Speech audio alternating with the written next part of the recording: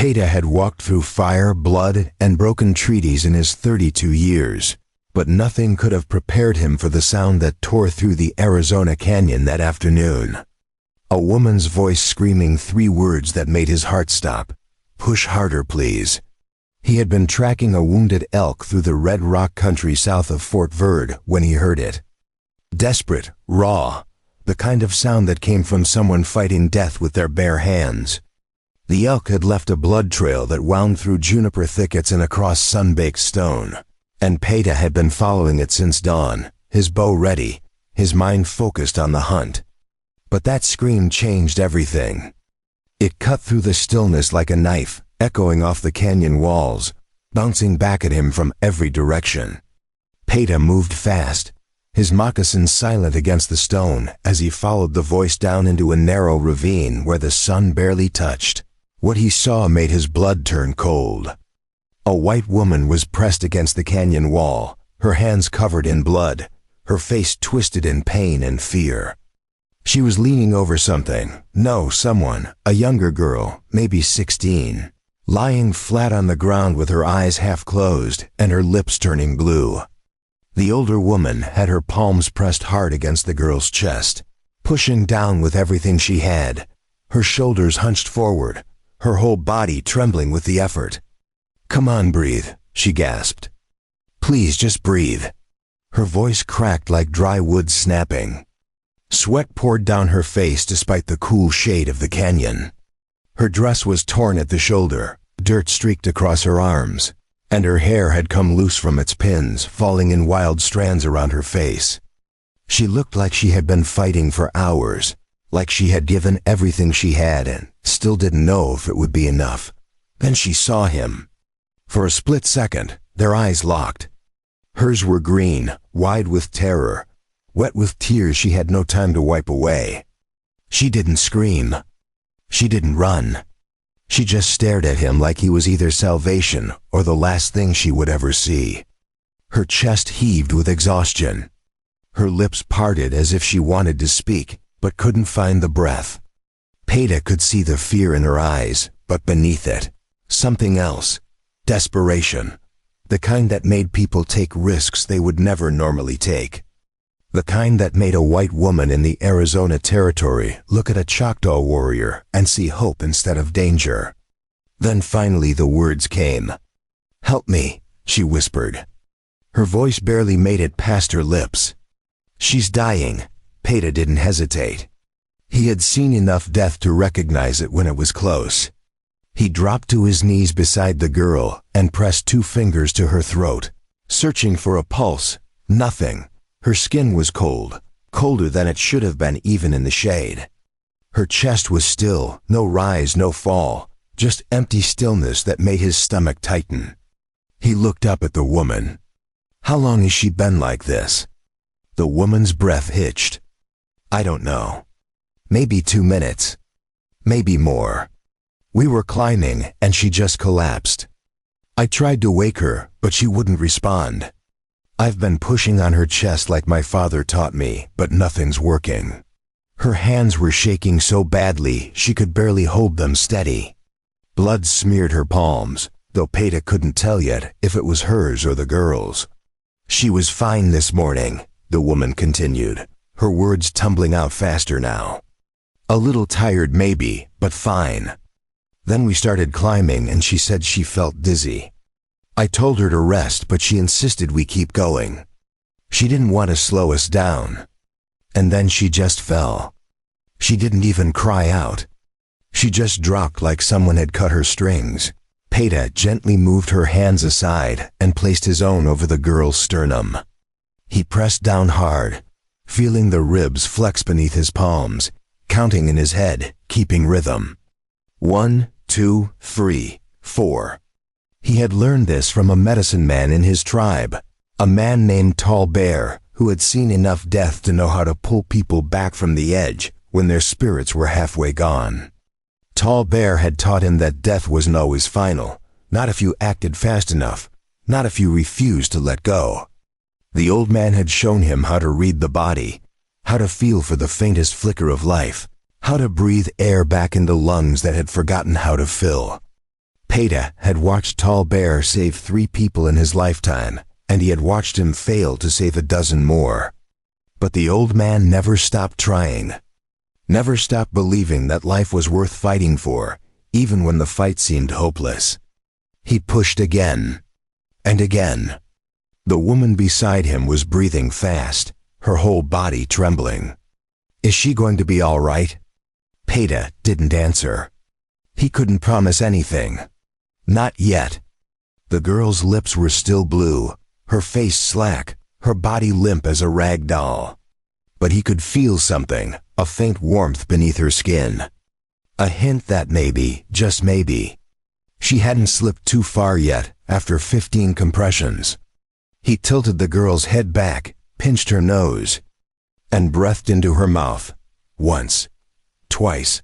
Her chest rose slightly with each breath, then fell again when he pulled away. Then back to the chest compressions. The woman watched him with wide, unblinking eyes, her lips moving in what looked like a silent prayer. Her hands were clenched so tight her knuckles had gone white. Peta kept working. His arms burned. Sweat dripped down his temples, stinging his eyes. The girl's body was limp, unresponsive, like trying to revive a stone. But he didn't stop. He had seen too many people give up too soon. He had buried too many who might have lived if someone had just kept fighting a little longer. His tribe had lost children to fever, to hunger, to wounds that festered when no medicine could be found. He had held his younger brother in his arms when the boy died from a snake bite. Had felt the exact moment when life slipped away. Had watched the light fade from his brother's eyes and known there was nothing he could do. He wasn't going to let that happen again. Not if he could help it. Not if there was even the smallest chance. Then, after what felt like an eternity but was probably only a minute or two, the girl's chest jerked. A shallow, broken gasp rattled out of her throat. Her eyes fluttered open, unfocused and glassy, but open. The woman let out a sob that was half relief, half disbelief. Oh God, oh thank God. She reached for the girl's hand and squeezed it tight. Emily, can you hear me? It's Lenora. You're safe now. The girl, Emily, blinked slowly. Her lips moved, but no sound came out. She looked confused, like she didn't know where she was or what had happened. Her breathing was shallow, ragged, but it was there. Air moving in and out, proof that her body hadn't given up yet. Peta sat back on his heels, his chest heaving, his hands still sticky with blood that wasn't his. He wiped them on his buckskin pants and watched the girl carefully, making sure her chest kept rising and falling. Her color was still too pale, her breathing too weak, but she was alive. For now, that was when Lenora Garland finally looked at him. Really looked at him. Not with fear. Not with judgment. Just exhaustion and gratitude so raw it almost hurt to see. You saved her life, she said quietly. Her voice was hoarse, barely more than a whisper. Peta shook his head. Not yet. She needs water. And shelter. Her body is shutting down. Lenora nodded quickly. There's a wagon about a mile north. We were traveling to Prescott when she started feeling weak. I thought she just needed rest, but then she collapsed and I didn't know what to do. Her words came out in a rush, like a dam breaking. I tried everything. I gave her water. I kept her in the shade, but nothing helped. Then she just stopped breathing, and I thought I'd lost her. I thought I was going to have to bury her out here in the middle of nowhere, with no one to help me dig the grave. Her voice broke on the last word, and she pressed her hand to her mouth. Fighting back tears, Peta stood and scanned the canyon. The sun was already starting to dip lower, painting the rocks in shades of orange and red. Long shadows stretched across the ground like dark fingers reaching for them. They didn't have much time before the temperature dropped. Nights in the high desert could kill just as easily as the heat. He had seen travelers freeze to death in April because they didn't respect how fast the cold could come. Didn't understand that the same sun that baked you during the day left you shivering once it disappeared. "Can you walk?" he asked Lenora. She nodded, though her legs looked unsteady. "I'll carry her," he said, already scooping Emily into his arms. The girl was light, too light. She felt like she was made of nothing but bones and cloth. Her head lolled against his shoulder, her breath warm against his neck. Lenora stumbled to her feet and followed close behind, her hand briefly touching his arm as if to steady herself. "Thank you," she said again. Her voice was thick with emotion. Peita didn't respond. Words didn't matter right now. Only survival did. They made it to the wagon just as the sun kissed the horizon. It was a small covered rig, the kind settlers used when they didn't have much but still believed the West held something better for them. The canvas was patched in places, the wood weathered and worn from months of hard travel. A single mule stood tethered nearby, its ears flicking lazily at flies, its head lowered in the patient exhaustion of an animal that had walked too many miles. Inside the wagon, Lenora had blankets, a canteen of water, and a few supplies that looked like they had been packed in a hurry. There was a small trunk with brass corners, a sewing kit, a Bible with a cracked leather cover, and a tin box that probably held whatever money they had left. Everything was neat but worn, the belongings of people who took care of what little they owned, because they knew they might not get more. Peita laid Emily down gently on the wooden bed and covered her with a wool blanket that smelled faintly of lavender and dust. Lenora knelt beside her, brushing the girl's hair back from her face with trembling fingers. "She's my sister," Lenora said quietly, as if she needed him to understand. "Our parents died last winter. Fever took them both within a week of each other. It swept through our town in Pennsylvania like wildfire. We buried them in the same grave because we couldn't afford two. It's just the two of us now. We were trying to start over in Prescott. A woman there said she could give me work as a seamstress. It wasn't much, but it was enough to keep us fed. She's all I have left." Peita looked at the girl's pale face, at the shallow rise and fall of her chest. She wasn't out of danger yet. Her breathing was still too weak, too irregular. He could see the blue tinge still clinging to her lips, the way her eyelids fluttered like she was trapped somewhere between waking and sleeping. She needs medicine. Something to bring her strength back. Lenora's face fell. "I don't have anything like that. I used what little we had when she got sick 2 days ago. Some willow bark tea and honey. I thought she was getting better, but then today, she just..." Her voice broke. She pressed her hand to her mouth, fighting back tears that had been building for hours. Peita considered his options.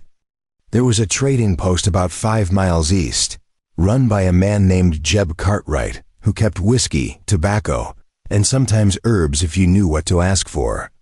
Jeb didn't like Indians much, called them savages when he thought they couldn't hear, but he liked money more than he liked his prejudices. Peita had traded with him before, back when his tribe still had pelts and beadwork to barter, back before the treaties pushed them farther and farther from the good hunting grounds. But leaving these two women alone in the middle of the canyon felt like handing them over to wolves. Then again, if Emily didn't get what she needed, she wouldn't make it through the night. That much was certain. "I'll go," Peita said. "There's a place not far from here. I can bring back what she needs." Lenora's eyes widened. "You're leaving?" There was panic in her voice, sharp and immediate. The same panic he had heard from people who suddenly realized they were more alone than they thought.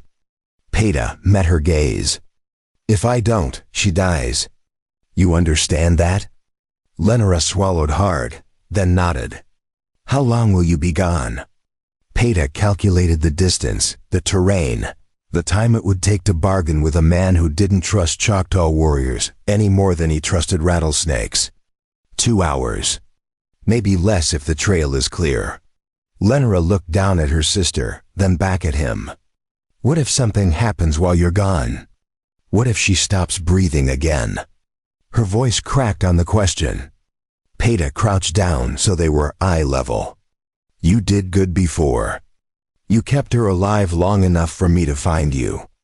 If it happens again, you do the same thing. You push on her chest. You breathe into her lungs. You don't stop until she comes back. You understand?" Lenora's hands were trembling again, but she nodded. "All right. I'll try."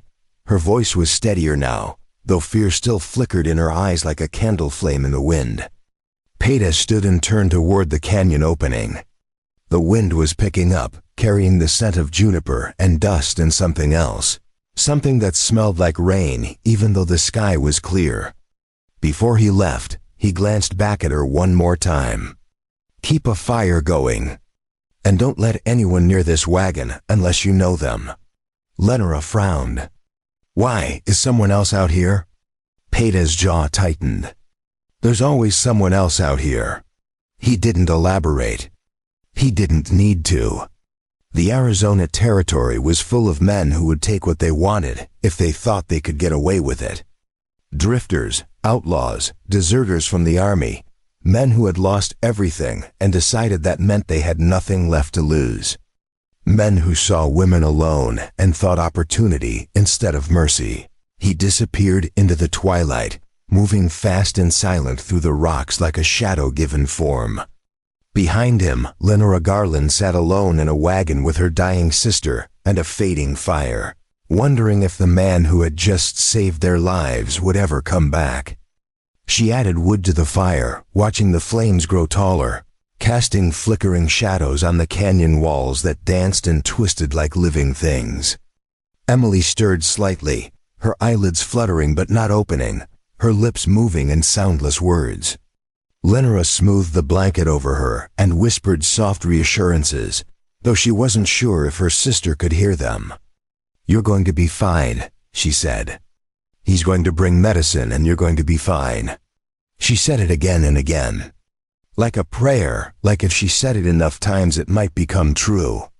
And in the distance, unseen but always watching, a pair of eyes followed Peita's movements from the ridge above.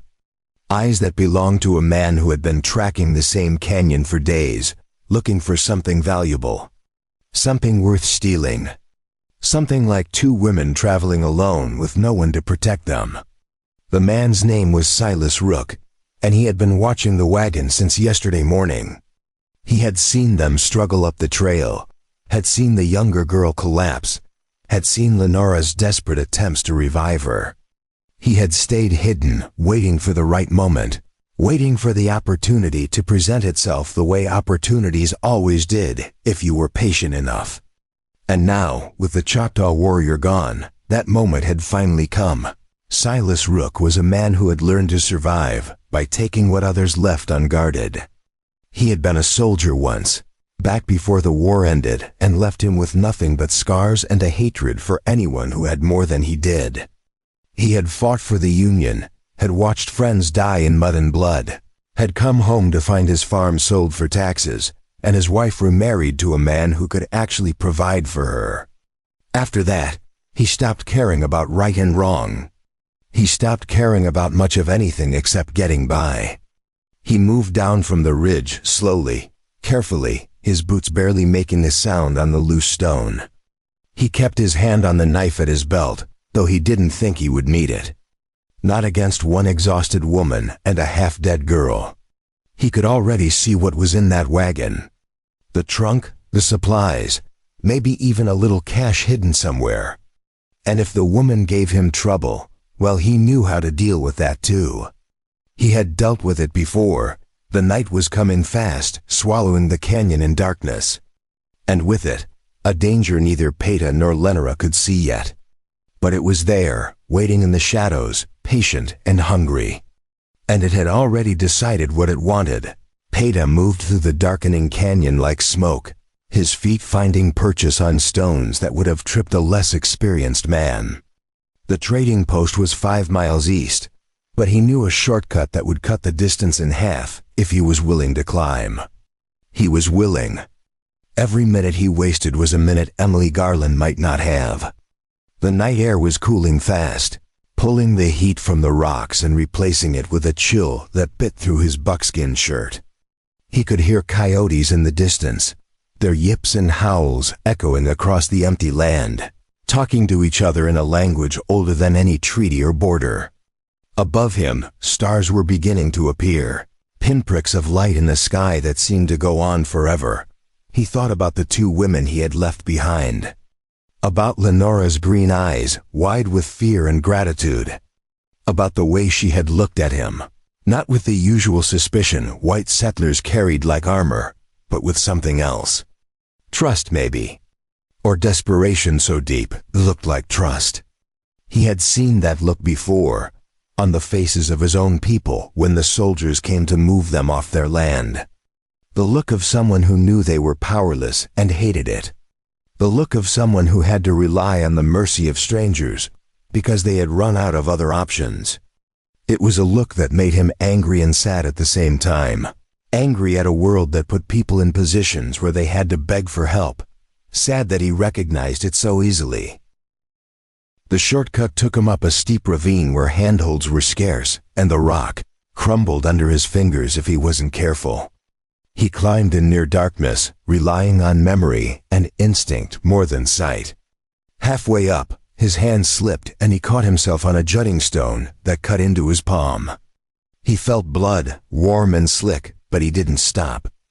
Pain was just information. It told him he was alive and still capable of feeling, which meant he was still capable of moving forward. At the top of the ravine, he paused to catch his breath and look back toward where he had come from. In the distance, he could see a faint orange glow. Lenora's fire. It looked small and fragile against the vast darkness of the canyon, like a single candle trying to hold back the night. He hoped it would be enough. He hoped she would be smart enough to keep it burning, to stay alert, to not let her guard down just because she was tired. Then he turned and kept moving. The trading post appeared after another 20 minutes of hard walking, a squat wooden structure with a sagging roof and a single lantern hanging by the door.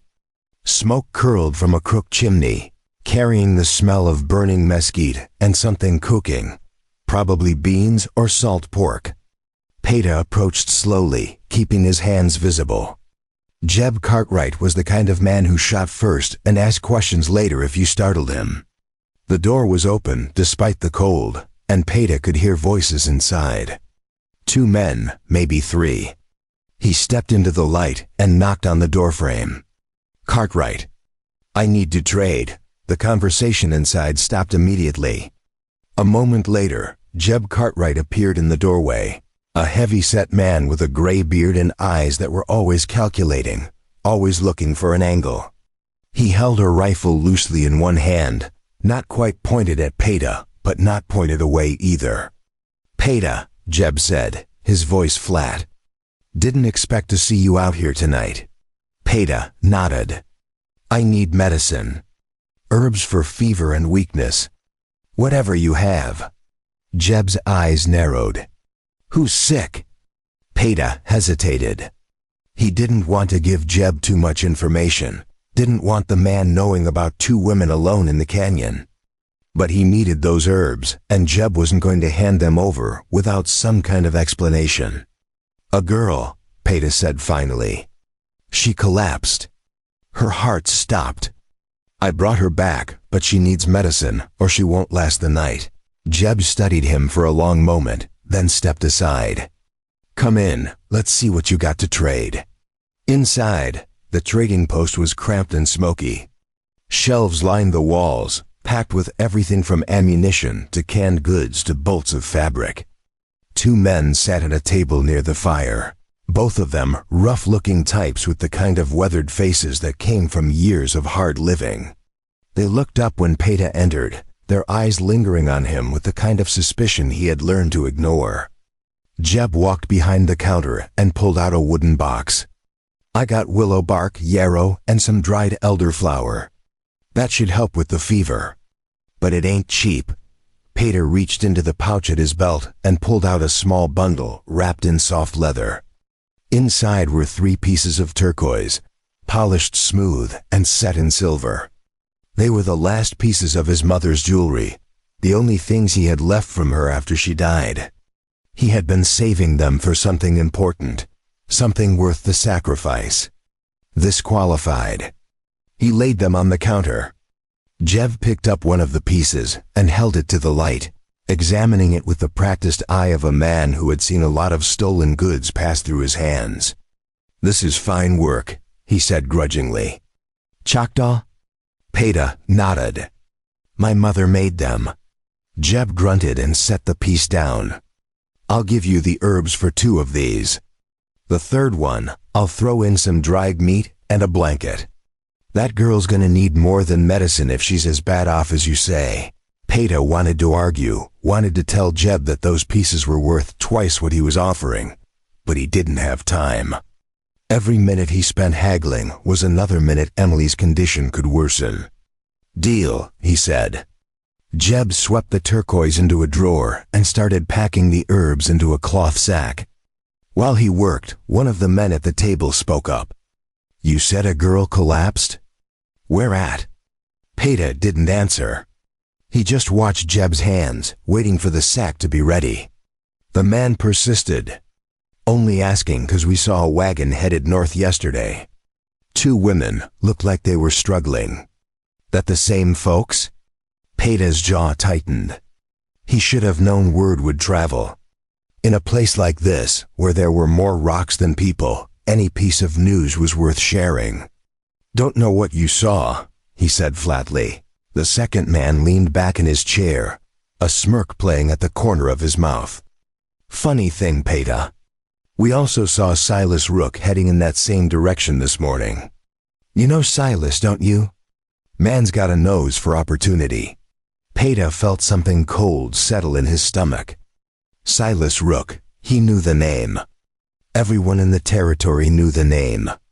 Rook was a scavenger, a man who made his living off other people's misfortune. He robbed travelers, stole from the dead, and wasn't above worse if he thought he could get away with it. If Rook had seen the wagon, if he knew there were 2 women alone out there, then Lenora and Emily were in more danger than Peta had realized. Jeb slid the sack across the counter, along with a rolled blanket and a bundle of jerky. "There you go. That should do it." Peta grabbed the supplies and turned to leave, but the first man spoke again. "You planning on going back out there tonight?" Peta paused at the door. "That's my business." The man laughed, a dry, humorless sound. "Sure it is. Just saying, if Silas is sniffing around, you might want to hurry. Man's got a reputation for not leaving much behind." Peta didn't respond. He stepped out into the night and started running. The way back felt longer than the way there.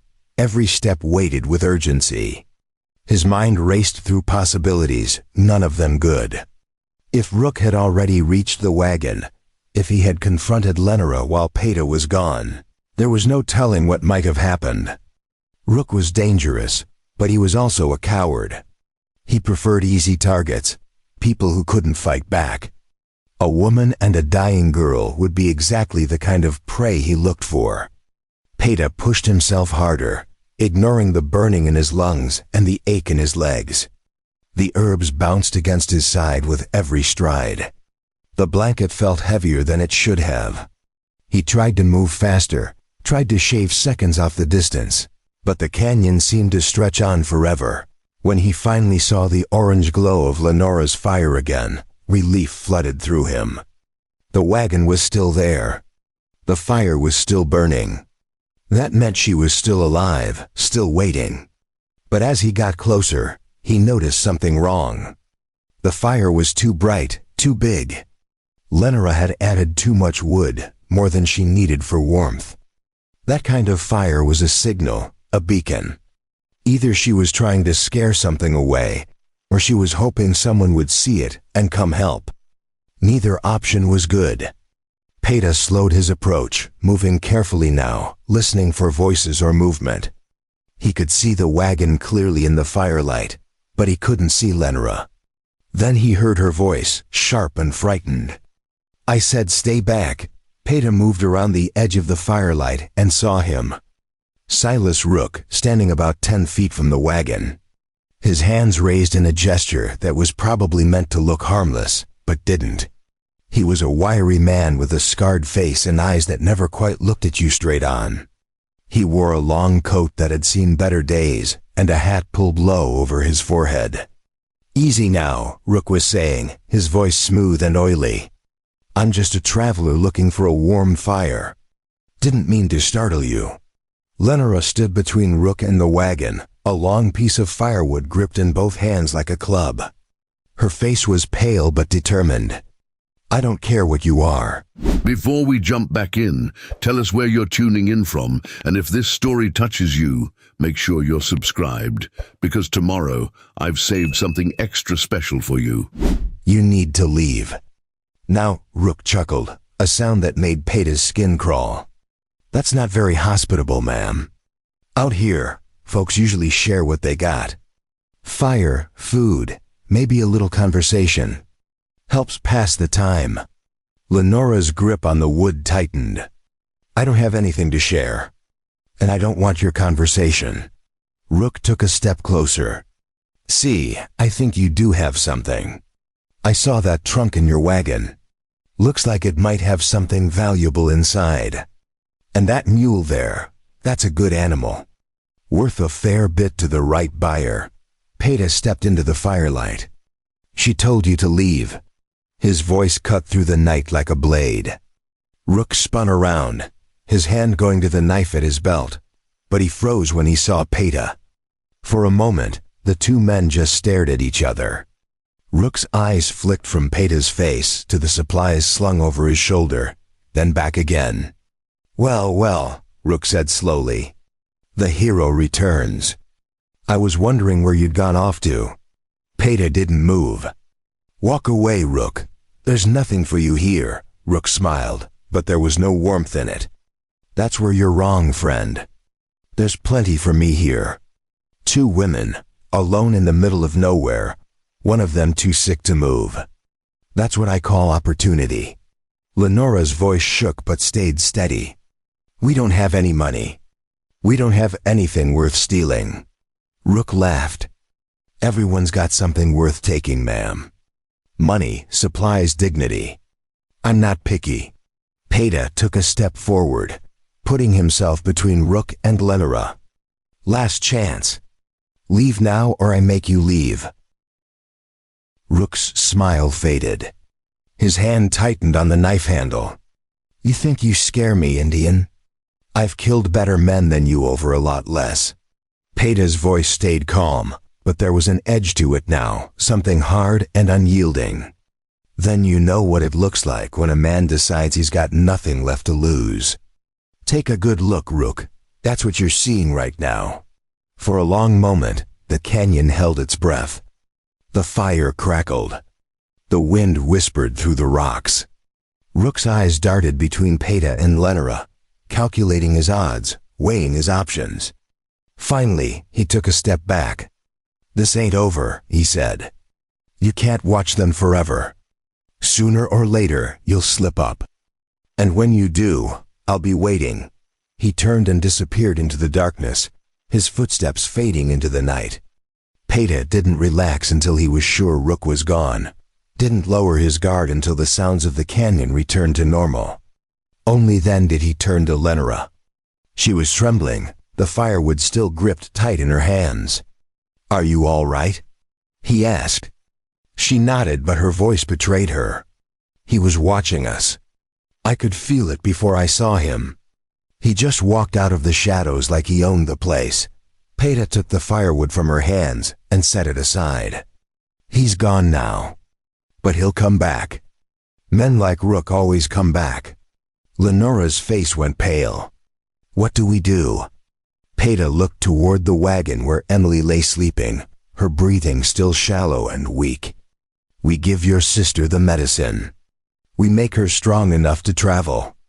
And then we leave this canyon before Rook decides to bring friends." Lenora nodded slowly, understanding the weight of what he was saying. They weren't safe here. They never had been. And now, with Rook circling like a vulture, their time was running out. Peeta pulled the herbs from his sack and handed them to Lenora. Boil these in water. Make her drink as much as she can. It'll taste bitter, but it'll help." Lenora took the herbs with shaking hands. "Thank you. For everything. For saving her. For coming back. For standing between me and that man." Peta shook his head. "Don't thank me yet. We're not safe. Not until we're out of this canyon and far away from here." He glanced into the darkness where Rook had disappeared. Somewhere out there, the scavenger was watching, waiting, planning his next move. And Peta knew, with absolute certainty, that the next time Rook came, he wouldn't come alone. The herbs worked faster than Peta expected. By the time the first light of dawn touched the canyon walls, Emily's color had improved from deathly pale to something closer to human. Her breathing had steadied, deeper now, more regular. She had even opened her eyes twice during the night, though she hadn't spoken, and seemed confused about where she was.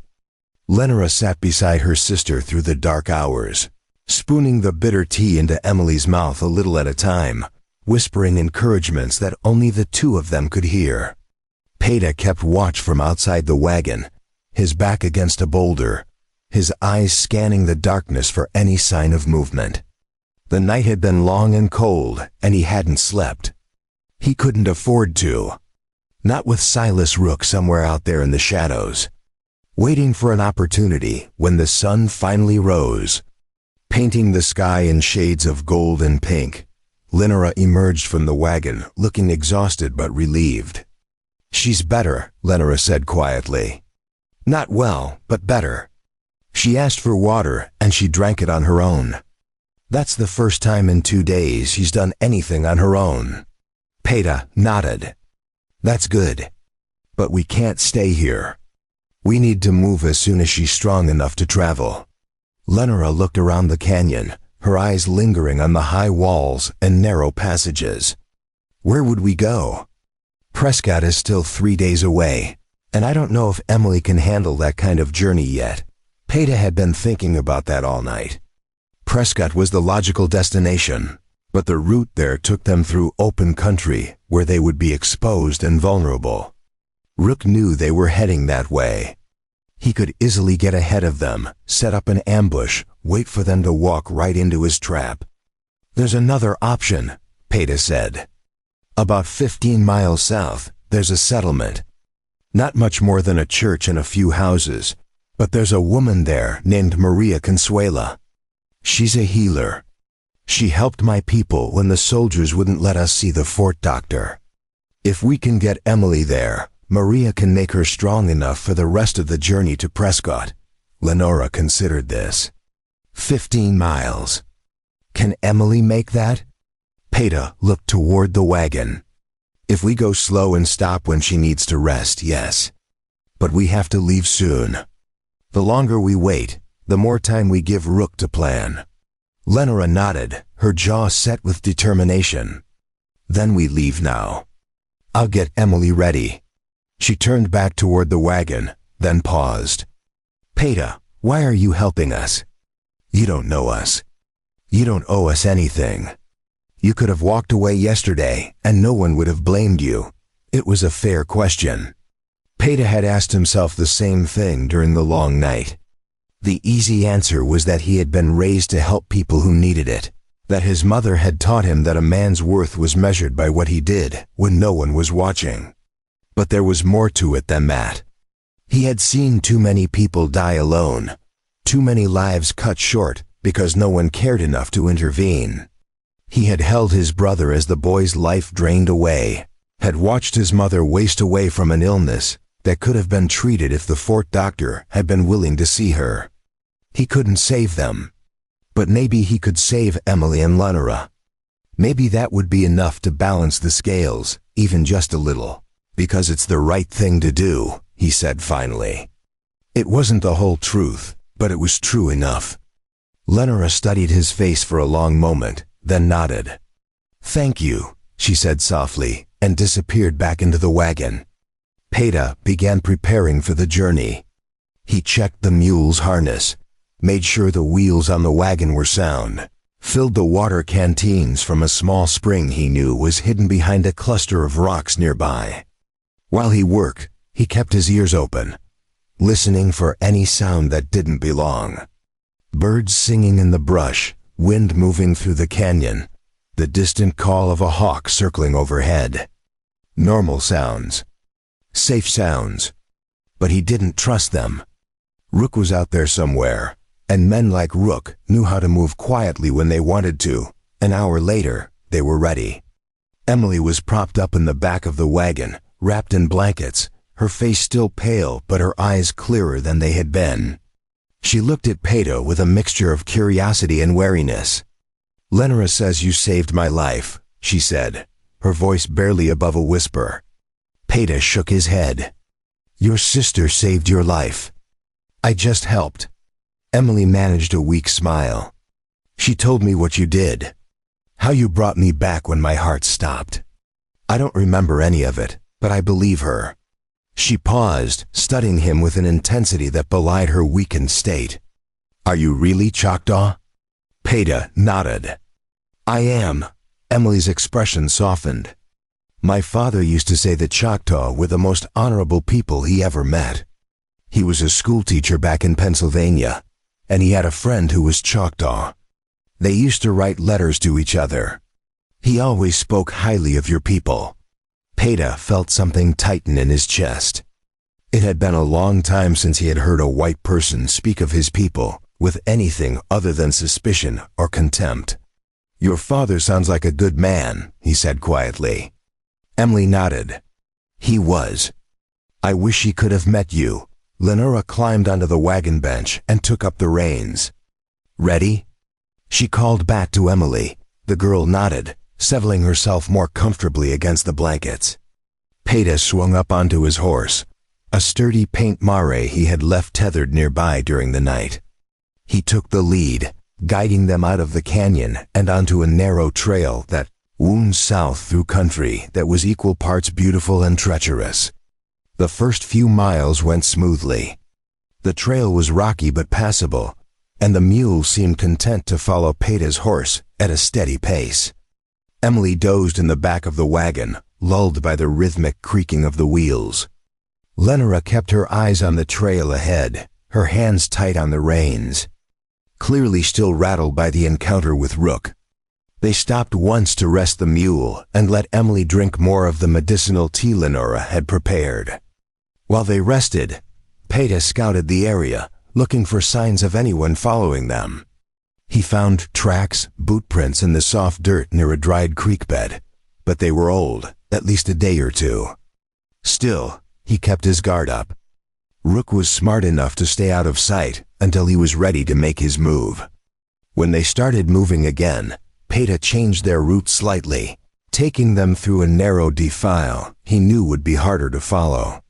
The wagon just barely fit between the rock walls, and Lenora had to work to keep the mule calm as the space closed in around them. By midday, they had covered about 8 miles. Emily was holding up better than Peter had expected, though he could see the strain in her face. Lenora suggested they stop for a proper rest, and Peter agreed. They found a spot where a cluster of cottonwood trees provided shade and a small seep provided fresh water. While Lenora tended to Emily, Peter walked the perimeter, his eyes constantly scanning the ridges above them. That was when he saw it. Smoke, just a thin wisp, barely visible against the bright afternoon sky, rising from somewhere to the north. Too far away to be Rook's campfire, but close enough to be a concern. Peter watched it for a long moment, trying to gauge the distance and direction. The smoke could belong to anyone, a prospector, a hunter, a rancher. But his instincts told him otherwise. He returned to the wagon and found Lenora kneeling beside Emily, adjusting the blankets. "There's smoke to the north," he said quietly, not wanting to alarm Emily. "Could be nothing, but we should assume it's not." Lenora's face went pale. "Rook?" Peter nodded. "Or someone working with him. Either way, we need to move faster." Lenora looked at Emily, worry clear in her eyes. "She needs rest. If we push too hard, She could relapse. Peita understood the dilemma. Push too hard and risk Emily's health. Move too slowly and risk running into Rook and whoever he had brought with him. We'll compromise, he said. We keep moving, but we take short breaks every hour. That way Emily gets rest without us losing too much time, Lenora agreed, and they set off again. The afternoon stretched on, the sun beating down mercilessly. The trail grew rougher, forcing them to slow down in places where the wagon threatened to tip over or get stuck. Peita dismounted several times to clear rocks from the path or guide the wagon around obstacles. Each delay grated on his nerves, each minute feeling like an invitation for trouble. Emily remained quiet in the back, her eyes closed, but Peita could see she was still breathing steadily. That was something at least. By late afternoon, they had covered another 5 miles, bringing them within striking distance of the settlement. But the sun was beginning to sink toward the horizon, and Peita knew they wouldn't make it before dark. He called a halt in a small clearing surrounded by mesquite and juniper. We'll camp here for the night, he said.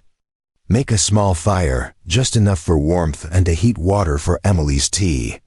Nothing that will draw attention. Lenora nodded and began unpacking supplies while Peita tended to the animals.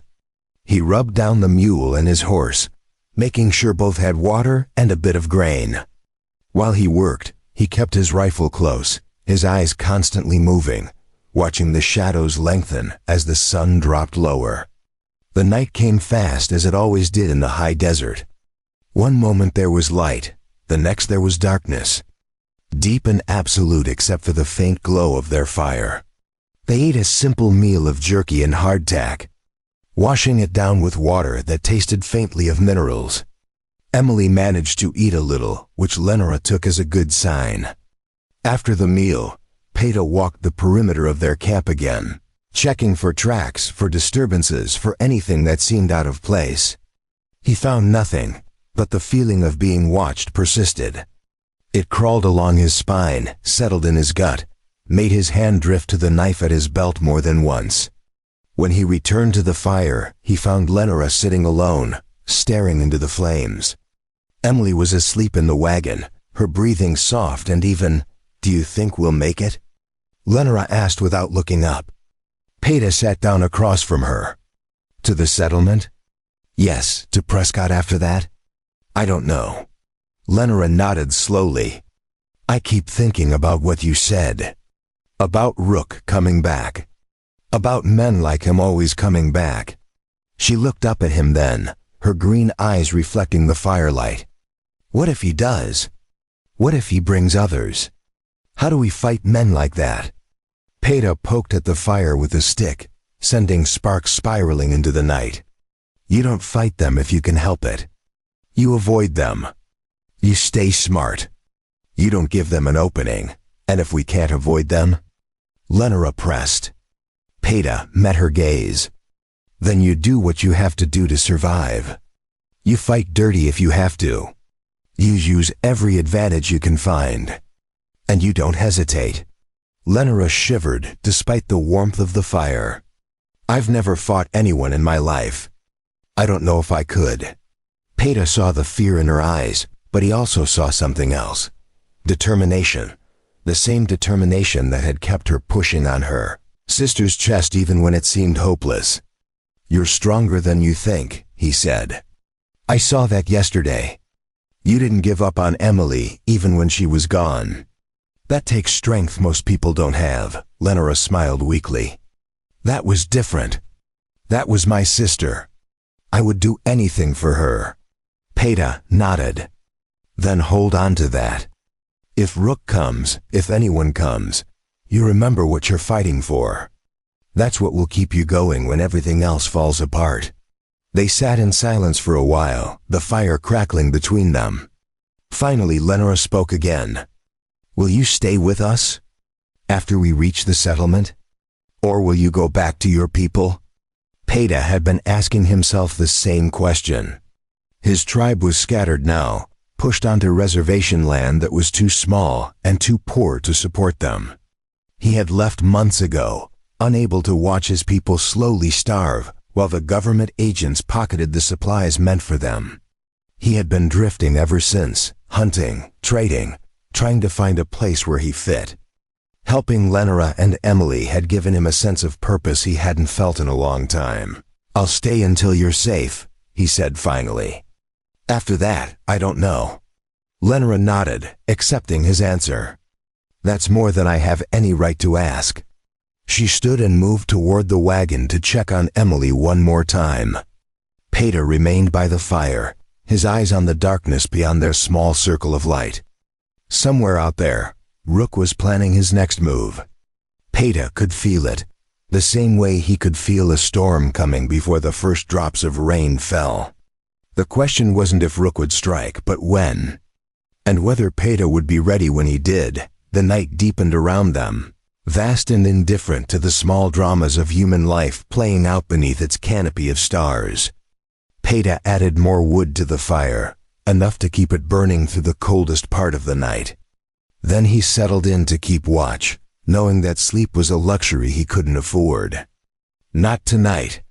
Not with so much at stake. Dawn broke cold and gray over the Arizona desert, the sun hidden behind a thick blanket of clouds that promised rain but might not deliver. Peter had stayed awake through the entire night, his body tensed and ready for an attack that never came. Every sound had put him on edge, the snap of a twig, the rustle of brush, the cry of a night bird. But Rook hadn't shown himself. That bothered Peter more than if the man had attacked. It meant Rook was being patient, planning something bigger than a simple robbery.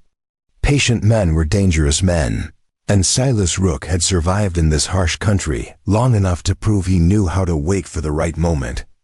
Lenora emerged from the wagon just as the first light touched the eastern horizon. She looked worn, dark circles under her eyes, her hair falling loose from the braid she had tied it in the night before. "Emily had a good night," she said, her voice hoarse from lack of sleep. "Her fever is almost gone." She even sat up this morning and asked about breakfast. Peter felt a small measure of relief. "That's good. We need to leave within the hour. The settlement is only about 2 miles from here if we take the direct route." Lenora nodded and began packing up their meager camp. Peter doused the fire carefully, scattering the ashes and covering them with dirt. He wanted to leave as little trace of their presence as possible. They were on the trail before the sun had fully risen, the wagon creaking along a rocky path that wound through stands of Palo Verde and saguaro. The clouds overhead grew thicker, darker, and the air smelled of approaching rain. Emily sat up in the back of the wagon, wrapped in blankets, her face still pale but her eyes alert and curious. "I can see buildings ahead," she said, pointing to a cluster of structures visible in the distance. Peter nodded. "That's the settlement.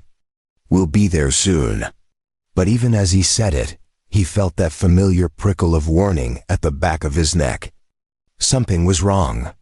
He couldn't see it yet, couldn't hear it, but he could feel it in his bones. They were less than a mile from the settlement when Peter saw the first sign of trouble.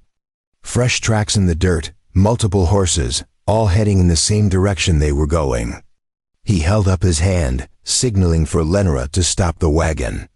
He dismounted and knelt beside the tracks, examining them closely. 5 horses, maybe 6, all shod, all moving at a steady pace. The tracks were recent, made within the last few hours. "What is it?" Lenora called from the wagon. Peter stood and walked back to her. "Riders passed through here this morning. Could be anyone, but I don't like the timing." Lenora's face went pale. "You think it's Rook?" Peter nodded slowly. "Or people working with him. Either way, we need to be careful." He climbed back onto his horse and drew his rifle from its scabbard, resting it across his saddle. They continued forward, slower now, Peter's eyes scanning every rock and shadow for signs of an ambush. The settlement appeared gradually as they rounded a bend in the trail. It was small, just as Peter had described, a whitewashed church with a bell tower, Half a dozen adobe houses scattered around it, a well in the center of a dusty plaza, and a corral where a few horses stood.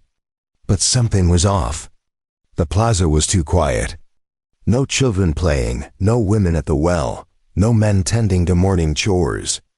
The place felt abandoned, or worse, held hostage.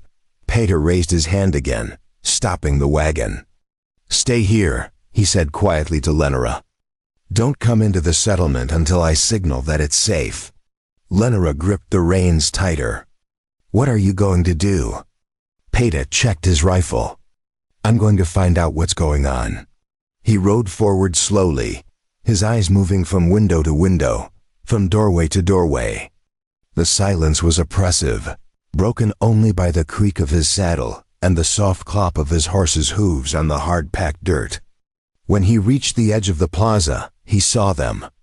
6 men, armed and spread out in strategic positions around the settlement. They weren't hiding exactly, but they weren't making themselves obvious either. They stood in shadows, in doorways, behind corners, their rifles held loosely but ready.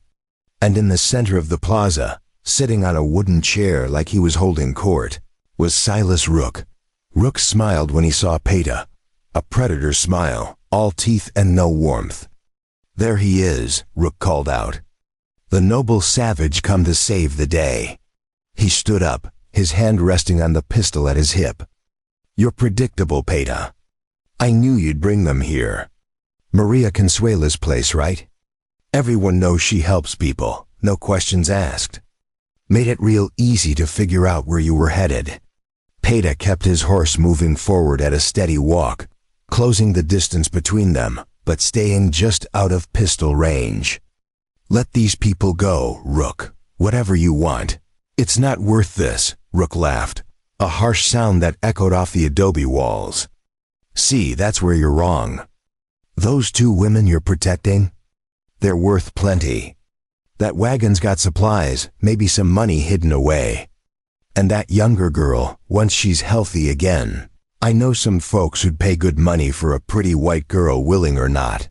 Peter felt rage flood through him, hot and immediate. "You touch either of them, and I'll kill you." Rook's smile widened. Big talk from one man surrounded by 6. "How about you put down that rifle and we talk this through like civilized people?" Peter didn't move. "Where are the people who live here?" Rook shrugged. "Locked in the church. They're fine, long as everyone cooperates. Maria Consuela tried to give me some trouble, but we convinced her to see things our way." Behind Rook, one of the church doors opened slightly, and Peter caught a glimpse of faces inside, frightened, watching. Maria Consuela was there. He could see her gray hair, her weathered face pressed against the gap in the door.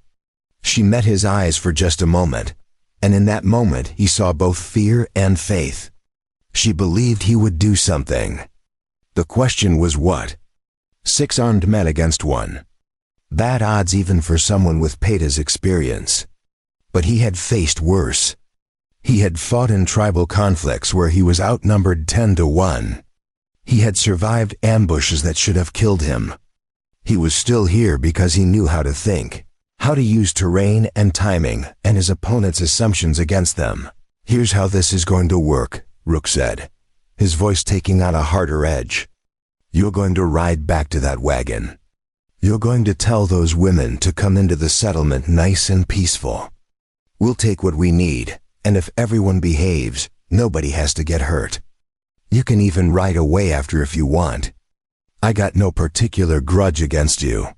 Peter shook his head. "That's not happening." Rook's expression darkened.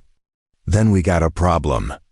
Because I'm taking what I came for one way or another. Only question is how many people die in the process."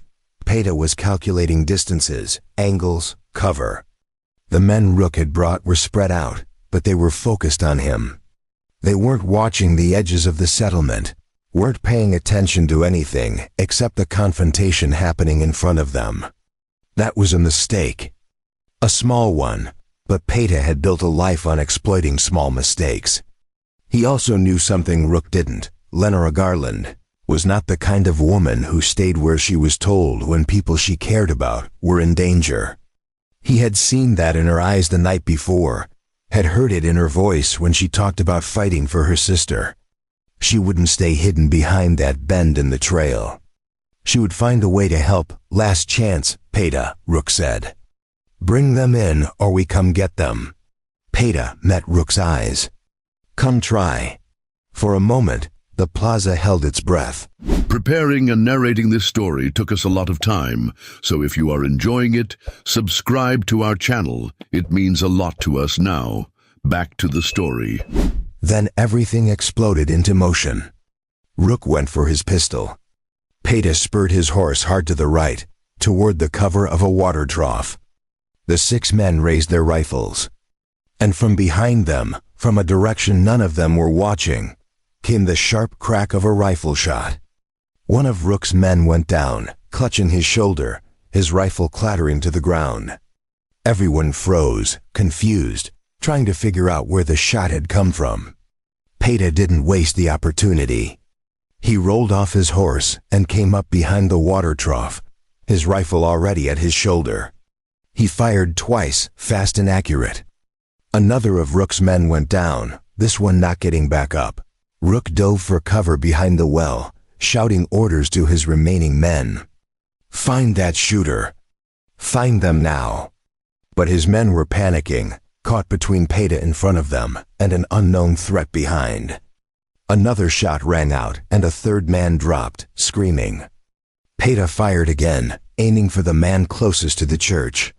The bullet caught him in the leg and he fell, his rifle sliding across the dirt. That left Rook and 2 others. Peita used the chaos to move, sprinting from the water trough to the corner of a nearby building. As he ran, he caught a glimpse of movement on a rooftop across the plaza. Lenora, lying flat on her stomach, Emily's rifle at her shoulder, her face set in grim determination. She had climbed up there somehow, positioned herself perfectly, and started picking off Rook's men with a precision that spoke of a father who had taught his daughters more than just how to sew. Rook saw her too. Get that woman, he screamed, but his remaining men were more interested in staying alive than following orders. One of them broke and ran, disappearing down an alley. The other raised his rifle toward Lenora's position, but Peita shot him before he could fire. The man spun and fell, his rifle discharging harmlessly into the air. That left only Rook. He crouched behind the well, his pistol in one hand, his eyes wild with rage and fear. This isn't over, he shouted. You hear me? This isn't over. Peita stepped into the open, his rifle aimed at Rook's position.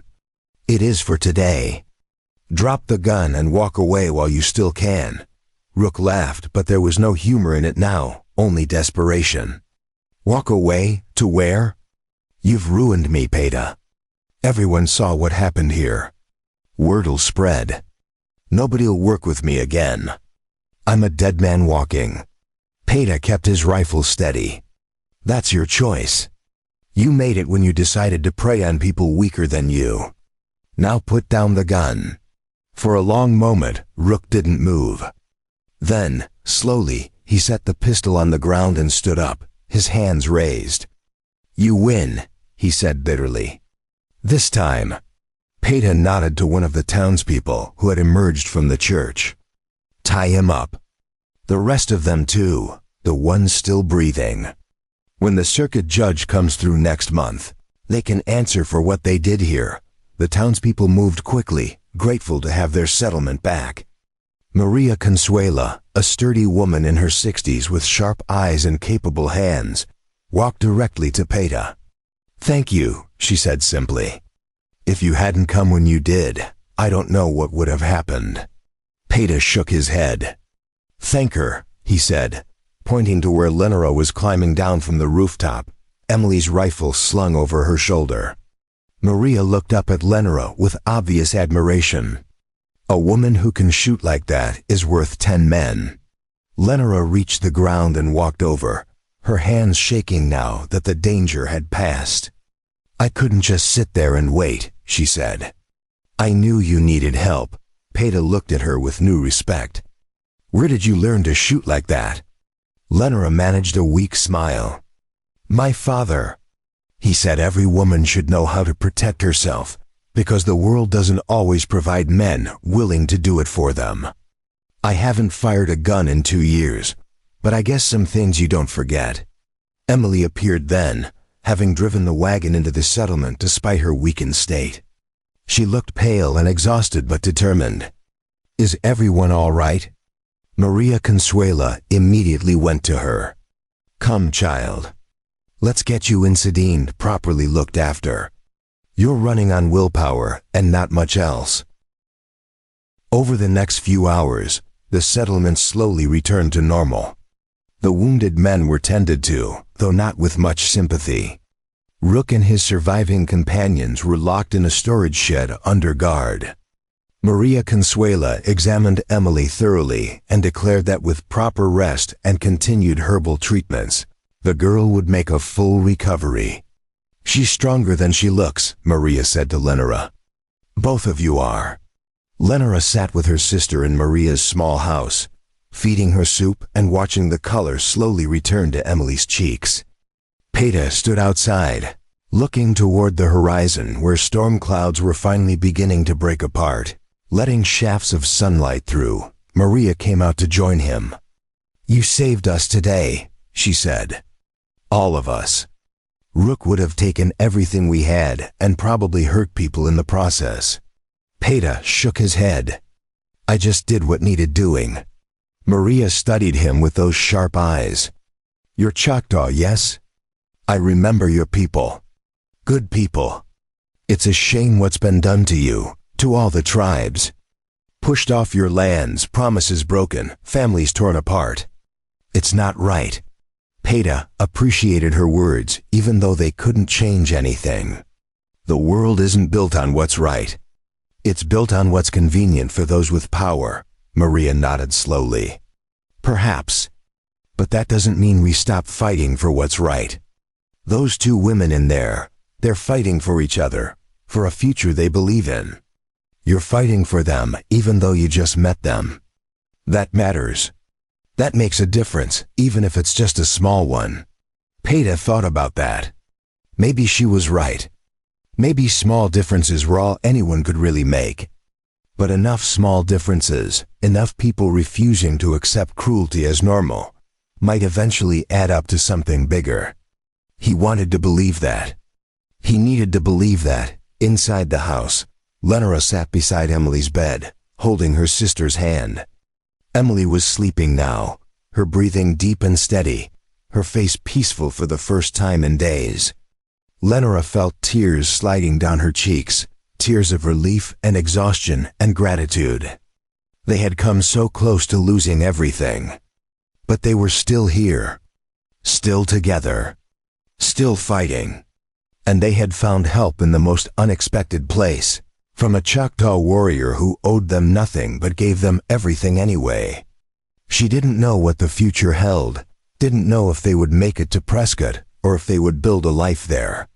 But she knew one thing with absolute certainty. Whatever came next, they would face it together. And they would never forget the man who had given them the chance to keep going. 3 days passed in the settlement, 3 days of healing and waiting and watching Emily grow stronger. Maria Consuela's house became a temporary sanctuary where the rhythms of recovery replaced the chaos of survival. Emily spent most of her time resting, but each day she stayed awake longer, ate more, spoke with greater clarity. The color returned to her face in increments, first a hint of pink in her cheeks, then a brightness in her eyes that had been absent since before she collapsed. Lenora rarely left her sister's side during those first 2 days, as if afraid that looking away for too long might somehow reverse the progress. But on the 3rd day, Maria gently insisted that Lenora get some air, some distance, some reminder that the world existed beyond the walls of a sick room. Lenora found Peyton near the corral, working on repairing a section of fence that had been damaged during the confrontation with Rook's men.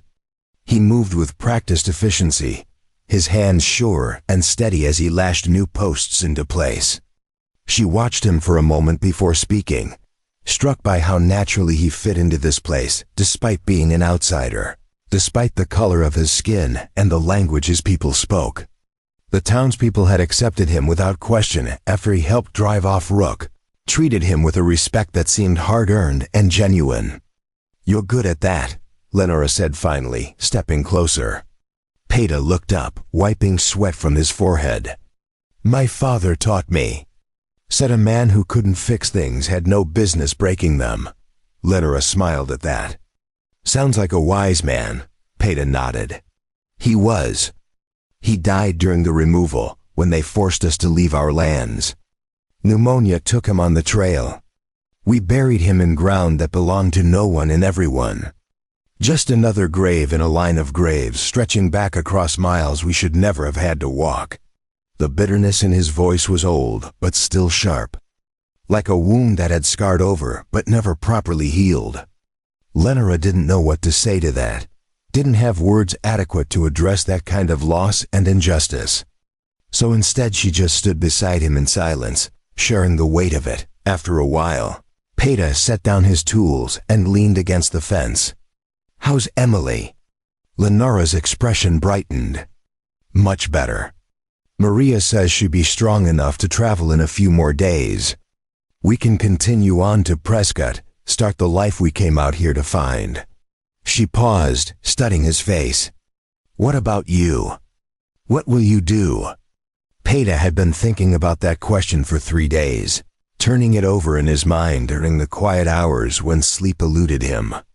He had no home to return to, no family waiting for him, no place where he truly belonged.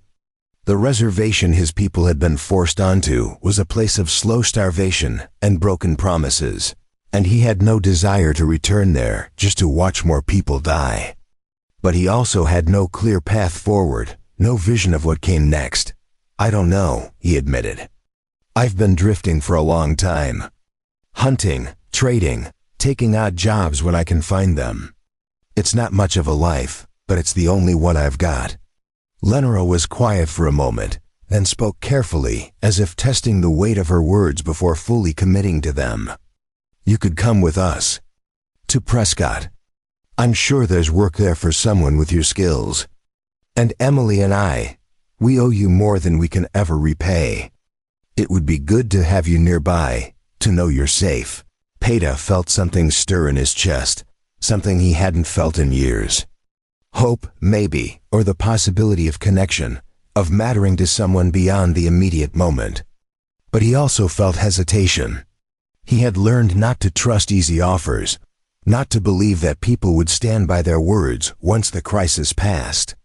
"You don't owe me anything," he said. "I did what anyone should have done." Lenora shook her head firmly. "No, most people would have walked past Emily when she was dying. Most people would have left us to fend for ourselves against Rook. You didn't. You chose to help, and that choice saved our lives. That means something." Before Peita could respond, Maria Consuela appeared from the direction of her house, moving with the purposeful stride of someone who had news to deliver. "Peita, Lenora, you should come inside. Emily is awake, and she wants to speak with both of you." They followed Maria back to the house, where they found Emily sitting up in bed, propped against pillows, looking more alert than she had since the day she collapsed. She smiled when she saw them. "Lenora tells me you're planning to leave soon," Emily said, her voice still soft but steadier than before. "I wanted to thank you properly, Peita, before we go. You gave me my life back." "I don't know how to repay something like that." Peita shook his head. "You don't need to repay anything. Just live well. That's enough." Emily's smile widened. "I intend to. And I intend to make sure people know what you did for us. There are too many stories about your people that paint you as savages, as threats. I want to tell a different story, one that shows the truth of who you are." Peita felt unexpected emotion tighten his throat. In a world that so often reduced him to a stereotype, to be seen as an individual, To be recognized for his actions rather than judged by his ancestry meant more than he could easily express.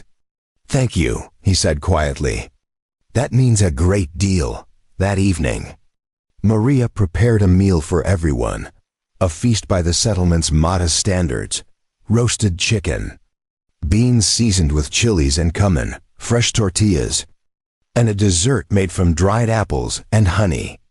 The townspeople joined them, filling Maria's small house to capacity, everyone eager to celebrate Emily's recovery and the end of the threat Rook had posed. The mood was light, almost joyous, people laughing and sharing stories as if trying to banish the memory of fear with an abundance of warmth. Peita sat near the edge of the gathering, not quite part of it but not entirely separate either.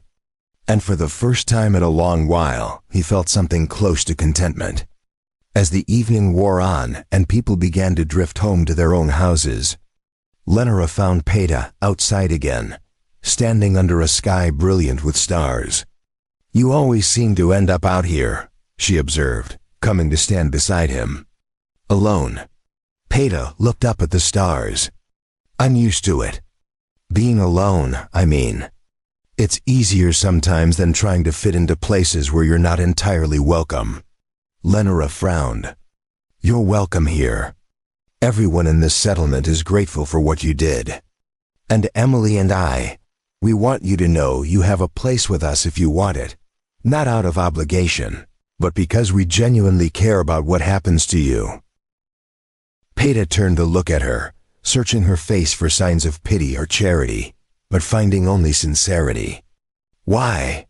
he asked. "Why do you care? You barely know me." Lenora considered the question seriously.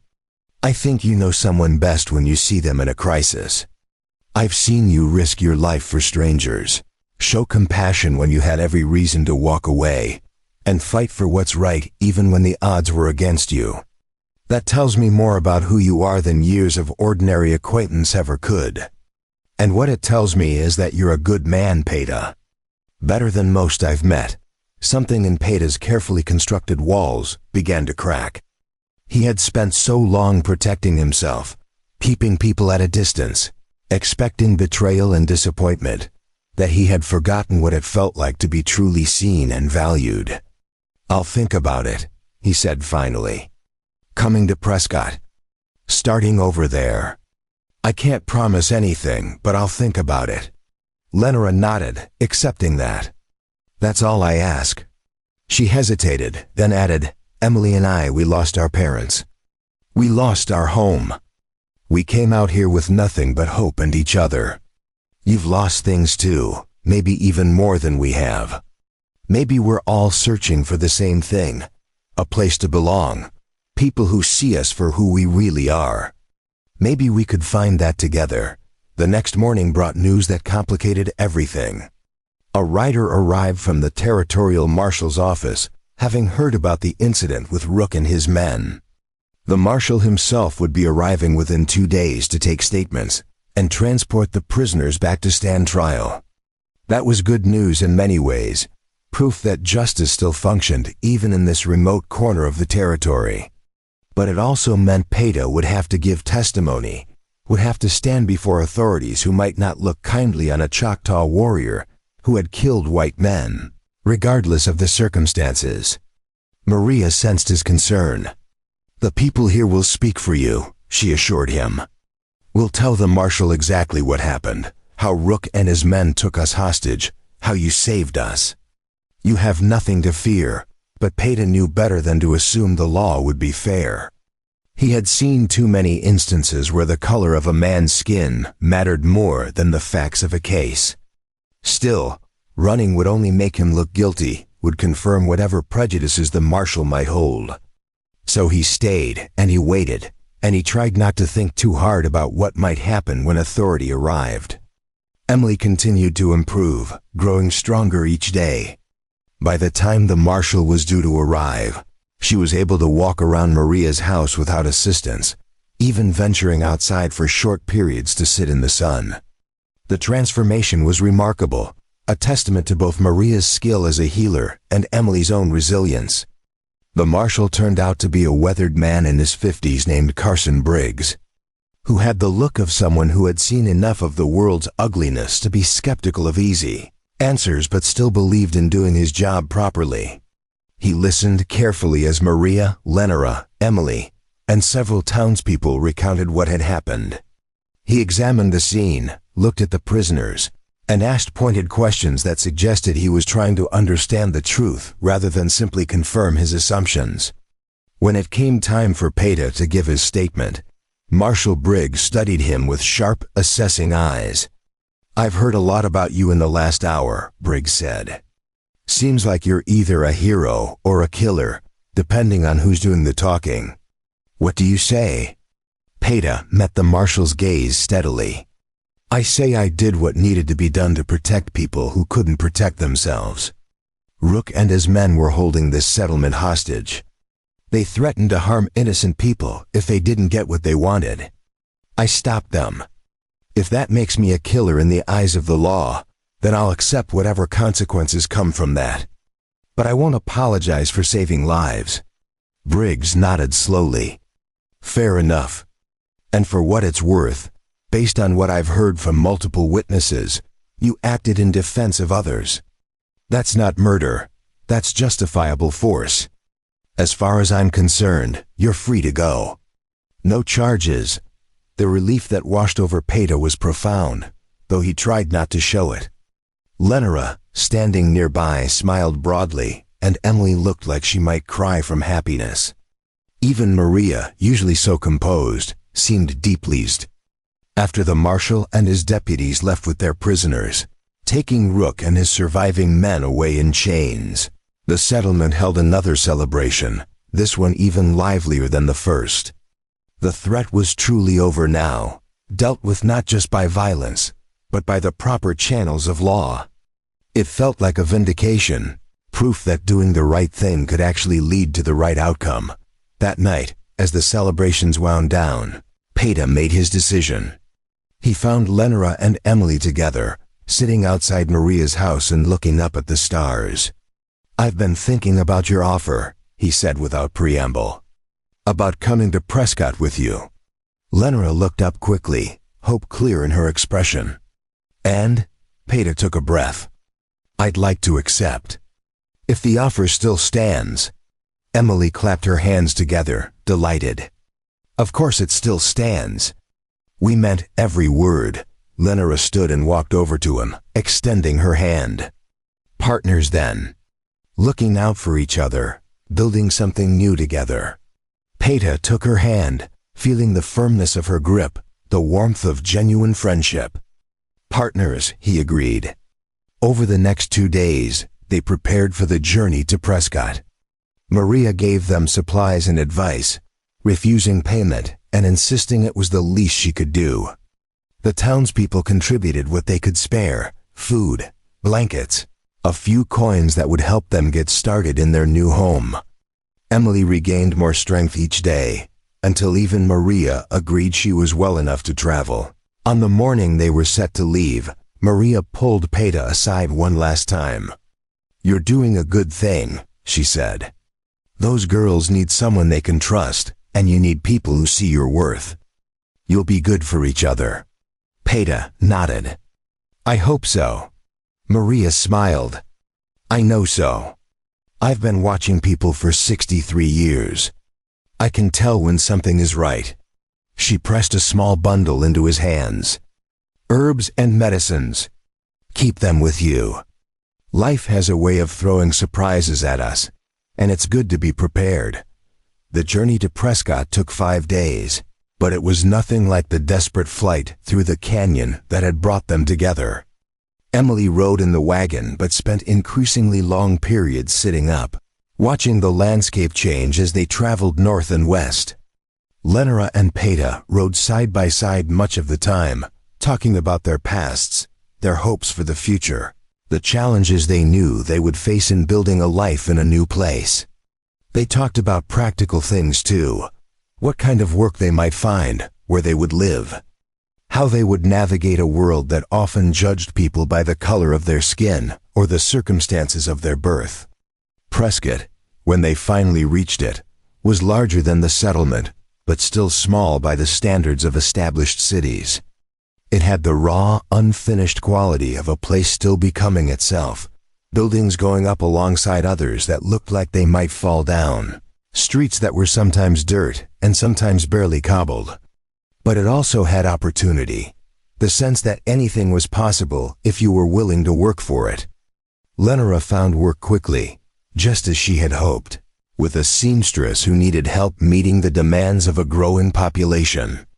Emily, still recovering, helped in smaller ways, mending and doing detail work that didn't require long hours of standing.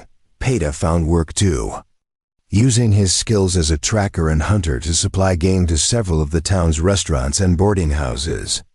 It was honest work that paid decently, and more importantly, it was work where his heritage was seen as an asset rather than a liability. People wanted someone who knew the land, who could find game where others saw only empty desert. Slowly, carefully, they built a life. They found a small house on the edge of town that they could afford if they pooled their resources. It wasn't much, just 3 rooms and a roof that leaked when it rained hard, but it was theirs. They made it a home, filling it with small comforts and the warmth of genuine affection. Months passed. Emily recovered fully, her strength returning until she was able to work full days alongside Lenora. The 3 of them fell into rhythms and routines, shared meals and quiet evenings, arguments about small things and laughter about smaller ones. They became a family, not by blood but by choice, bound together by shared experience and mutual respect. Peita had never expected to find this, had given up hoping for a place where he truly belonged. But here it was, built from the ruins of loss and pain, constructed carefully through trust and commitment. One evening, nearly a year after they first arrived in Prescott, they sat together on the porch of their small house, watching the sun set over the distant mountains. Emily had been teaching at the small school that had opened in town, sharing her father's love of learning with children who had little access to formal education. Lenora's sewing business had grown to the point where she was considering hiring additional help. And Peita had become known throughout the region as one of the most reliable hunters and guides, someone who could be trusted to keep his word and do his job well. "Do you ever think about that day in the canyon?" Emily asked suddenly. "When I collapsed and you brought me back?" Peita nodded. "Sometimes. Why?" Emily smiled. "Because I think about it all the time. Not just because you saved my life, though I'll never stop being grateful for that, but because it was the day everything changed. The day we stopped just surviving and started actually living." Lenora reached over and took Peita's hand. "She's right. That was the day we found each other. The day we became who we were meant to be." Peita looked at the 2 women who had become his family, felt the weight of belonging settle comfortably around him like a well-worn coat.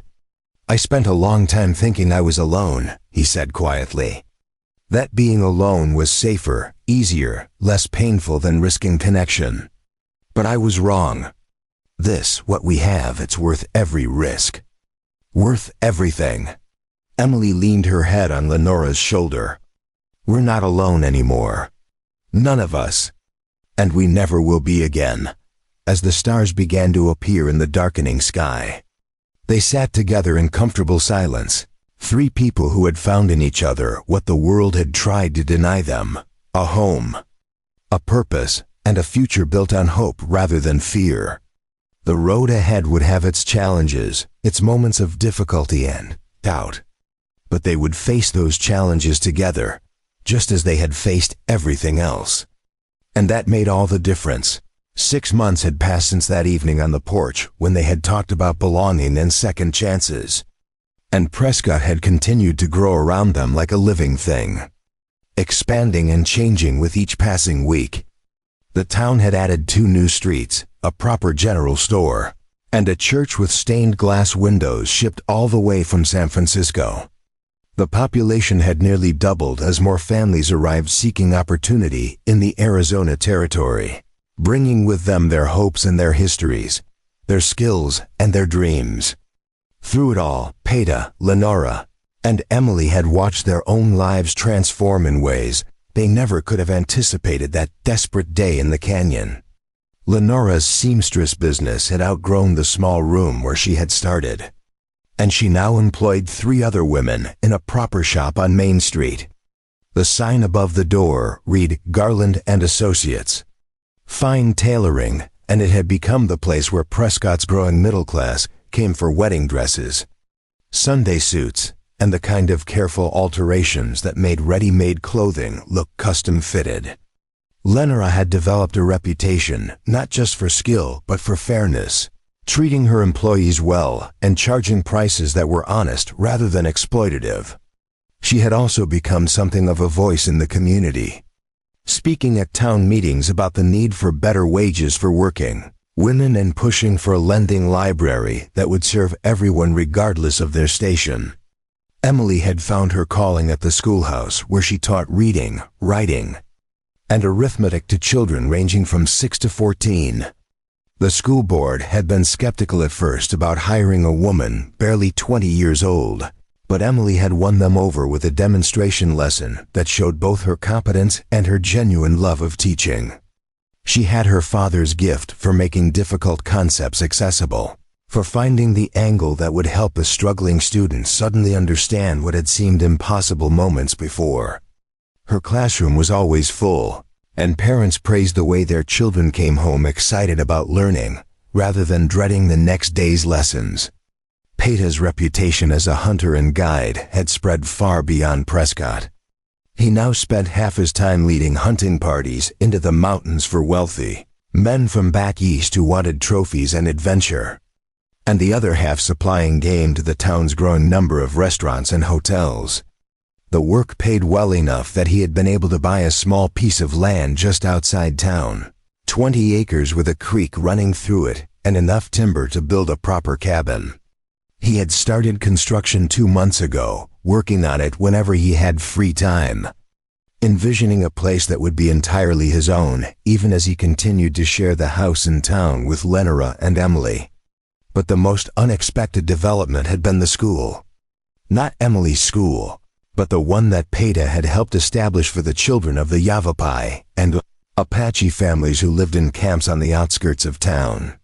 It had started small, just Peita teaching a handful of children the skills he thought might help them navigate a world increasingly dominated by white settlers: English, basic mathematics, how to read contracts so they wouldn't be cheated by unscrupulous traders. But the project had grown as word spread, and now there were nearly 30 students meeting 3 times a week in a structure they had built themselves from adobe and salvaged lumber. The territorial government hadn't been pleased about the school at first. There were officials who believed that educating native children would only make them more difficult to control, more likely to resist the policies designed to confine and diminish them. But Peita had navigated those objections carefully, framing the school not as resistance, but as practical preparation for a world that wasn't going to return to what it had been. He emphasized reading and writing, skills that would help his students protect themselves legally and economically. And he had all eyes now, including Lenora and Emily, who had started teaching at the school themselves, and several prominent Prescott citizens who believed in education regardless of who was receiving it. On a bright Saturday morning in late October, Peita stood outside the school building watching students arrive. They came on foot, on horseback, some traveling several miles from their family camps. There was Running Deer, a 12-year-old Yavapai boy with a gift for numbers, who could calculate complex problems in his head faster than most adults could do them on paper. There was Little Bird, an Apache girl barely 8 years old who had memorized entire passages from the books Emily brought and could recite them word for word. There was Gray Wolf, a teenager who had initially resisted learning what he called the white man's tricks, but had gradually come to see the value in understanding the systems that now governed his life. Emily arrived shortly after the students. Carrying an armful of books and a slate board she had convinced the regular school to donate. "Good morning," she called out cheerfully. "Are we ready to tackle fractions today?" A chorus of groans answered her, but they were good-natured groans, the kind students made when they knew the work would be hard, but also knew their teacher wouldn't let them fail. Peter smiled watching her work, remembering the pale, nearly dead girl he had pulled back from the edge in that canyon. The transformation was complete and remarkable. She had found her purpose, and it had made her radiant. Lenora arrived an hour later, her morning at the shop finished, ready to help with the younger children's reading lessons.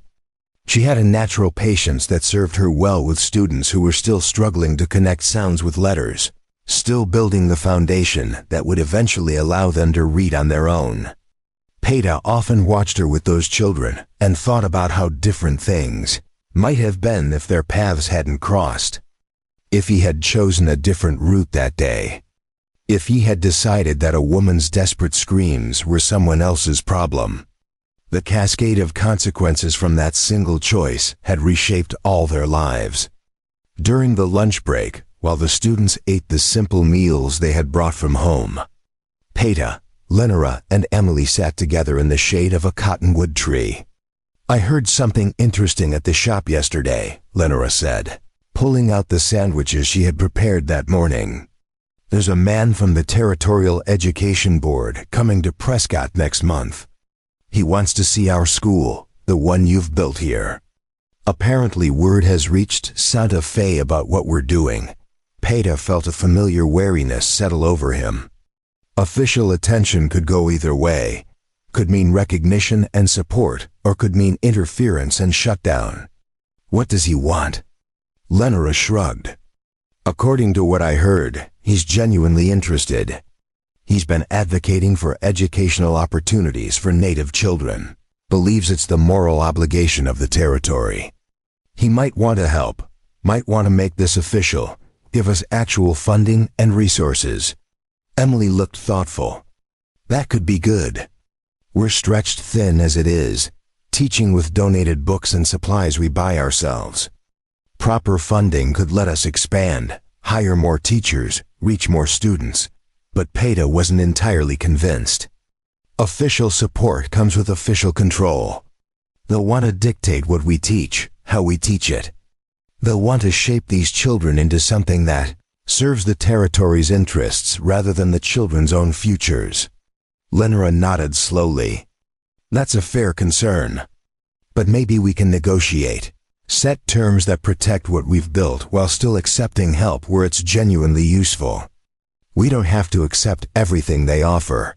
The conversation continued through lunch and into the afternoon, weighing possibilities and risks, trying to chart a course that would serve the students without compromising the principles that had guided the school from the beginning.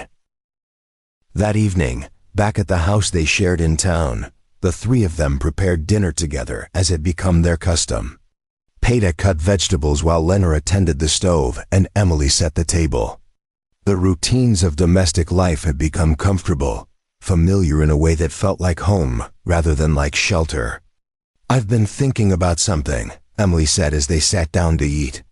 "About the future, about what comes next for all of us." Lenora raised an eyebrow. "That sounds ominous." "What kind of thinking?" Emily smiled. "Not ominous, just practical. We've built something good here, the three of us. But I wonder sometimes if we've thought about what happens when things change, as they inevitably will." Peter set down his fork. "What kind of changes?" Emily looked between them. "Well, for instance, you're building that cabin on your land, Peter. Eventually you'll move out there, live on your own. That's natural and good, you should have your own space. But it will change things here. And Lenora, your business keeps growing. You might decide to expand, maybe even move to a larger town where there are more opportunities. And I might eventually get married, though I'm in no rush, or I might decide to start my own school somewhere else. My point is we should talk about these possibilities now. Make sure we're all on the same page about what we want and how we'll handle changes when they come." It was a conversation they probably should have had months ago. But there was something about the comfort of their current arrangement that had made it easy to avoid looking too far ahead. Lenora spoke first. "I'm not planning to leave Prescott. The business is here, my life is here, you're both here. Whatever expansion I do, it will be local." Emily nodded. "And I'm happy teaching at the school. I'm not looking for something else. But I did want to say that regardless of where we each end up physically living, I want us to remain family. Not just in memory of what we went through together, but because I genuinely can't imagine my life without both of you in it." Peta felt emotion tighten his chest. "I feel the same way. The cabin is for when I need solitude, when I need to be close to the land in a way that's harder to do in town. But this, what we have here, this is my real home. You two are my family in every way that matters." Lenora reached across the table and took both their hands. "Then we're agreed. Whatever changes come, we face them together. We stay family, stay connected, stay committed to each other's well-being." They sat there for a moment. Hands joined, sealing an unspoken pact that went deeper than blood or law. The weeks that followed brought the arrival of the Education Board official, a surprisingly progressive man named William Hutchins, who had spent years advocating for the rights of Native peoples within the limited scope available to him. He toured the school, observed classes, spoke with students and parents, and seemed genuinely impressed by what he saw. "This is exactly the kind of initiative the territory should be supporting," he told Peta after his second day of observations. "You're not trying to erase these children's culture. You're giving them tools to navigate a changing world while maintaining their identity. That's the right approach." The funding that followed wasn't enormous, but it was enough to hire 2 additional teachers, purchase proper textbooks and supplies, and make improvements to the building that would allow them to teach through the winter months. More importantly, the official recognition gave the school a legitimacy that protected it from those who had been calling for its closure. Parents who had been hesitant to send their children, worried about drawing unwanted attention from hostile authorities, now felt safer doing so. Enrollment grew to over 50 students, and Peta found himself spending more time on administration and less on actual teaching. A development he had mixed feelings about, but there were others who could teach, including 2 young Yavapai men who had been educated at mission schools and had returned to their communities hoping to serve them. Peta worked with them to develop curriculum that honored traditional knowledge, while also teaching the practical skills students needed. It was a delicate balance, always at risk of tipping too far in one direction or another, but they managed it through constant communication and adjustment. Emily became particularly close to one of the new teachers, a thoughtful man named Tall Pine, who shared her passion for making learning accessible and engaging. Lenora noticed the way they looked at each other and smiled privately, recognizing the early stages of something that might grow into more. Peta's cabin neared completion as autumn turned toward winter. It was a solid structure, built to last, with a stone fireplace and windows positioned to catch both the morning sun and the evening breezes. He had dug a well and built a small barn for his horse and the pack mules he used for his guiding business. The land around it was beautiful, pinyon and juniper dotting the hillsides, the creek providing constant music, wildlife abundant enough that he could hunt without traveling far. He moved his personal belongings out there gradually, spending weeknights in town where he was closer to the school and his family, spending weekends at the cabin where he could work the land and enjoy solitude. One Saturday in early December, Lenora and Emily came out to see the finished cabin. They brought food and wine, turned the visit into a celebration, christening the space with laughter and stories and the warmth of genuine affection.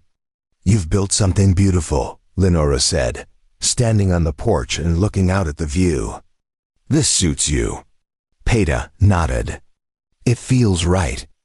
I never thought I'd have something like this, a place that's truly mine. Land I can build on and improve without anyone's permission." Emily was exploring inside, admiring the craftsmanship. You should be proud. You did this yourself, with your own hands and your own vision. As the sun set that evening, painting the sky in shades of orange and purple, the three of them sat on the porch much as they had done months before at the house in town.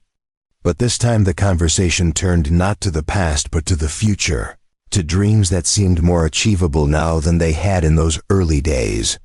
Lenora talked about her hope to eventually publish a book about her experiences, about building a business and a life in the West as a woman on her own. Emily spoke about her desire to develop new teaching methods specifically designed for students whose first language wasn't English. And Peta shared his vision for expanding the school into a broader community center, a place that could serve not just children but entire families, offering legal assistance, medical care, and protection against the exploitation that too often targeted Native communities. We've come a long way, Emily observed. From that canyon where I nearly died to this, to lives we've built intentionally rather than lives that just happened to us. Lenora agreed. And we did it together. That's what I'm most proud of. Not what we accomplished individually, though that matters, but the fact that we created something larger than ourselves. We became family by choice, and that family has been the foundation for everything else. Peta looked at them both, these two remarkable women who had come into his life by chance and stayed by choice. I spent years believing I had lost everything that mattered. My people were scattered, my family gone, my homeland taken. And in some ways that's all still true. Those losses are still real. But I found something new here. Not a replacement for what was lost, but something different and equally valuable. I found purpose, connection, and a future worth working toward. Emily raised her glass. To second chances, then. And to the family we chose. They toasted as the stars began to appear overhead. The same stars that had witnessed their first desperate meeting in the canyon. The same stars that would continue watching long after their stories were complete. The wind carried the scent of pine and sage. The creek sang its endless song. And somewhere in the distance a coyote called to its pack. The world continued its ancient rhythms, indifferent to human dramas. But within those rhythms, these three people had carved out space for themselves, had claimed their right to exist and thrive, despite everything that had tried to prevent it. In the months and years that followed, their lives would continue to evolve and change. Emily would eventually marry Tall Pine, and together they would establish schools in 3 other communities, spreading the model they had developed in Prescott. Lenora would indeed write her book, and though it would never achieve wide distribution, it would become an important document for historians studying women's experiences in the territorial period. And Peta would become a respected elder in the broader Native community. Someone younger people came to for advice and guidance. Someone who had learned to navigate between worlds without losing himself in either. But those were stories for other days. On this particular evening, as the temperature dropped and they moved inside to continue their celebration by the warmth of the fireplace, what mattered most was the simple fact of their presence together, the reality of the bonds they had forged and the lives they had built. They had survived the canyon, survived Rook's attack, survived their own losses and traumas, and had emerged not just intact but strengthened, not just surviving but truly living. That was the real victory, the real triumph worth celebrating. Not that they had avoided hardship, because they hadn't, but that they had faced it together and refused to let it define them.